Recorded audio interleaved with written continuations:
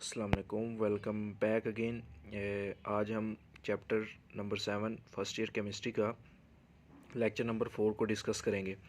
इस लेक्चर के अंदर हम ना 3 शॉर्ट क्वेश्चंस को डिस्कस करेंगे और ये काफ़ी हद तक पेपर के पॉइंट ऑफ व्यू से इम्पोर्टेंट है।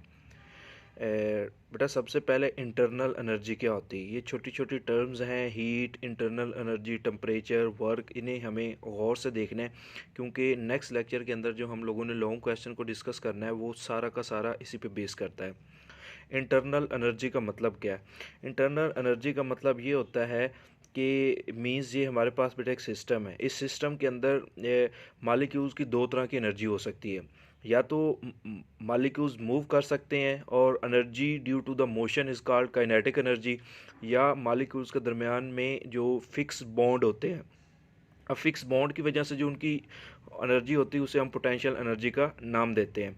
तो हमें पता चल गया कि सिस्टम में ज़्यादातर दो तरह की एनर्जी होती है, एक होती है पोटेंशियल एनर्जी और दूसरी कौन सी होती है? Kinetic energy. वो कहता है कि इस सिस्टम की सारी एनर्जीज़ का मजमूआ जो होता है उनको इकट्ठा करके जो हम एक कलेक्टिवली नाम देते हैं वो उसकी क्या कहलाती है? इंटरनल एनर्जी कहलाती है। तो इसीलिए डेफिनेशन में बेटा मैंने लिखा है sum of the all types of energies mean potential energy and kinetic energy is called internal energy. अब वो कहता है कि इंटरनल एनर्जी को हम रिप्रेजेंट करते हैं ई के साथ बेटा। तो अगर आपको याद होगा बेटा, मैंने आपको स्टेट फंक्शंस के अंदर टी एच ई वी लिखवाया था कि ये एग्जांपल्स याद रखिएगा। तो उसमें ई भी आता था और मैंने आपको बताया था कि it is a state function, ये स्टेट फंक्शन होती है बेटा।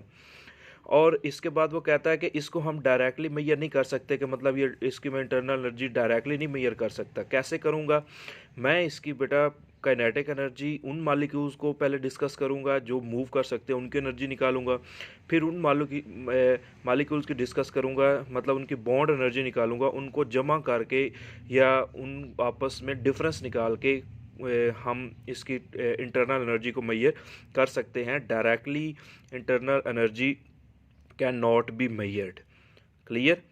और वो कहता है कि इसका जो बेटा यूनिट होता है, चूंकि एनर्जी है बेटा, इसको जॉल्स या किलो जॉल्स पर मोल के अंदर लेते हैं, या कैलोरीज या किलो कैलोरीज पर मोल के अंदर हम मेजर करते हैं। और ये एमसीक्यूज हम पहले भी पढ़ चुके हैं बेटा कि एक कैलोरीज के अंदर 4.18 जॉल होते हैं। उसके बाद बेटा एक दूसरा शॉर्ट क्वेश्चन है, वर्क क्या है? वर्क को बेटा समझिएगा। तो आपने बेटा जो फिज़िक्स के अंदर वर्क की डेफिनेशन पढ़ी है वो यही है। वो कहता है जब फोर्स और डिस्प्लेसमेंट को हम मल्टीप्लाई करते हैं या उनका हम प्रोडक्ट लेते हैं तो जो आंसर आता है वो हमारे पास क्या कहलाता है? वर्क कहलाता है। लेकिन केमिस्ट्री के अंदर इसी होती यही है बेटा, कंसेप्ट यही है, लेकिन थोड़ा सा हमने केमिस्ट्री के पॉइंट ऑफ व्यू से देखना है। अब यहाँ पे बेटा फोर्स क्या है या डिस्टेंस क्या है या डिस्प्लेसमेंट क्या है वो हम देखते हैं। वो कहता है कि हम फ़र्ज़ करते हैं बेटा आपके पास एक ये सिलेंडर है, उसके अंदर गैस बंद है, तो उसका एक मूवेबल पिस्टन है बेटा, उसका ये पहला वॉल्यूम V1 है। ठीक हो गया ये सारा का सारा। अब वो कहता है ऊपर से इसको मैंने प्रेशराइज मतलब फोर्स लगाई है, उसको ऊपर से प्रेशर लगाया, ये पिस्टन मूव करके ये नीचे आ गया है। अब गैस का जो नया वॉल्यूम है वो क्या बन गया? V2। अब मैंने बेटा आपके पास यहाँ पे वॉल्यूम मेजर करना है, चेंज इन वॉल्यूम निकाल लेना है। और चेंज इन वॉल्यूम हमें पता है कैसे निकालते हैं बेटा। चेंज इन वॉल्यूम हमेशा होता है final volume minus initial volume. तो डेल्टा वी के साथ मैंने रिप्रेजेंट की है। तो अब देखो वर्क के अंदर दो चीज़ें होती है, एक होती फोर्स और एक होती डिस्प्लेसमेंट। अब इस कंडीशन के अंदर ना जो ऊपर से प्रेशर लग रहा है वो हमारे पास किसके बराबर है? वो फोर्स के बराबर है। और जितना डिस्टेंस या जितना पिस्टन ने बेटा इसके अंदर चेंज इन वॉल्यूम लेके आया, एक्चुअली ये डिस्टेंस ही है ना यहाँ से यहाँ तक का, उसको हम बेटा वॉल्यूम चेंज के अंदर मेजर करेंगे तो यहाँ पे वो डिस्प्लेसमेंट के तौर पे इस्तेमाल होगा।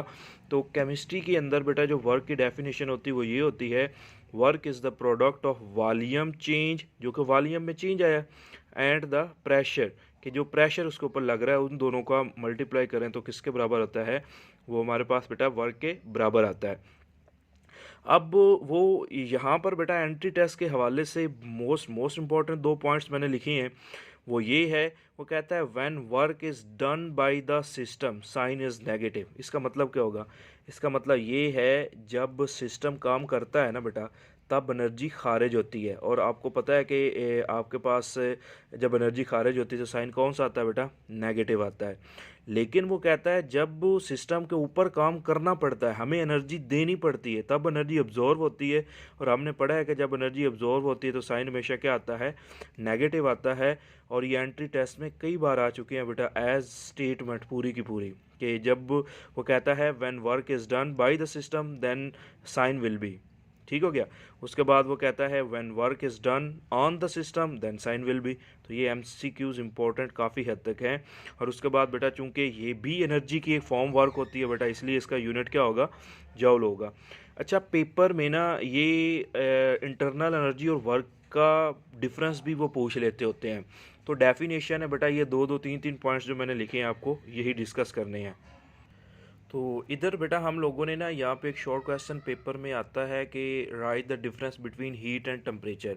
ये कुछ पॉइंट्स बेटा मैंने यहाँ पे लिखे हैं, दोनों में फ़र्क है, इसको समझने की कोशिश कीजिएगा। पेपर में ये भी कई बार देखने को मिला है। अच्छा, हीट जो हमारे पास होता है, हीट को ये आपके पास समझिएगा कि ये आपके पास एक अमाउंट होती है जो हमारे पास हॉटनेस की। वो कहता है अमाउंट ऑफ एनर्जी, एनर्जी की एक ऐसी मिकदार दैट फ्लोज जो मूव करती है across boundary of a system and surrounding due to difference in temperature. इसका मतलब क्या है? इसका मतलब ये है कि मिसाल के तौर पे बेटा मैं यहाँ पे आपको एक थोड़ा सा ड्रा करके सिखाता हूँ कि ये एक मोमबत्ती है बेटा, ये आपके पास जल रही है, ठीक हो गया। लेकिन यहाँ से हीट बेटा ट्रांसफ़र कहाँ हो रही है, मूव करके साथ वाला एक इंसान है बेटा। मिसाल के तौर पे हम कहते हैं कि ये एक इंसान है जो यहाँ पे खड़ा है बेटा, इस आग को सेकने की कोशिश कर रहा है।